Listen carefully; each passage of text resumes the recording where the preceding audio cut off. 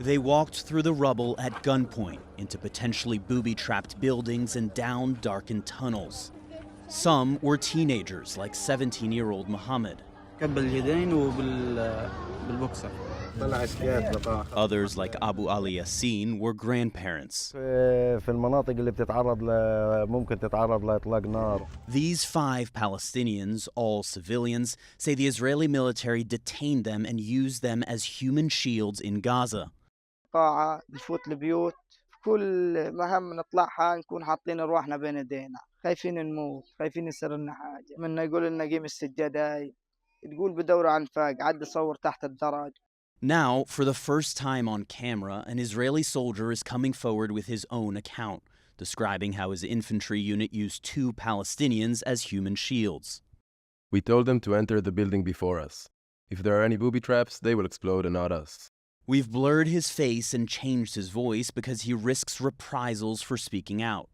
Breaking the silence, a watchdog group which verifies soldiers' testimonials provided photographs and facilitated the interview. The soldier says a 16-year-old boy and 20-year-old man were brought to his unit this spring. Their hands were tied behind their back, and they had a cloth over their eyes. The instructions from the intelligence officer who delivered them were clear. He told me to take them. In the next attack, use them as a human shield. He told me that they have a connection to Hamas. For 2 days, his unit followed those orders. This haunting photo captures the scene, the silhouette of a Palestinian man flanked by 2 soldiers ordering him forward. When we went to the attack, before they enter a building, we took the cloth up so they could see.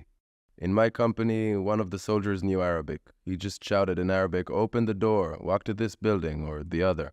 You're using them because you think this building might be booby-trapped. Yes, my soldiers didn't like that at all, and they refused to do this anymore. The soldiers decided to take their concerns to their senior commander, telling him they believed they were violating international law. The commander told this fellow, "A simple soldier doesn't need to think about international law." He didn't say, you guys shouldn't be doing this shouldn't be happening. He said that we need to do this. He said that our lives are more important. So he didn't just tell you, don't worry about it. He said, keep doing it. Yes, yes. Eventually, the commander relented, telling his soldiers they could release the 2 Palestinians. Suddenly, you're allowed to release. Yeah, it made it sure to us that they are not terrorists. In a statement, the Israeli military said the IDF's directives and guidelines strictly prohibit the use of detained Gaza civilians for military operations. The relevant protocols and instructions are routinely clarified to soldiers in the field during the conflict. But the Israeli military's use of human shields in Gaza appears to have been widespread, so common it even had a name, Mosquito Protocol. Both Israeli and international law ban the use of civilians in combat. Israel also accuses Hamas of using civilians as human shields. There is ample evidence for it. Tunnels dug beneath homes and rockets fired from residential neighborhoods. For me, it's more painful with my own army. Hamas is a terrorist organization. The IDF shouldn't use terrorist organization practices. And so when you hear, spokespeople for the Israeli military, Israeli government officials saying, the Israeli military is the most moral army in the world. That's bull. Of course I don't believe that. Dr. Yahya Al-Kayali, who worked at Al-Shifa Hospital, knows that all too well. Months after he says Israeli soldiers forced him to risk his life, he cannot shake this terrifying experience.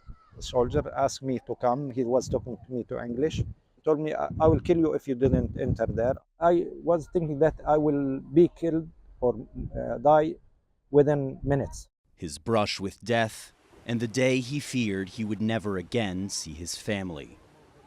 Jeremy Diamond, CNN, Jerusalem.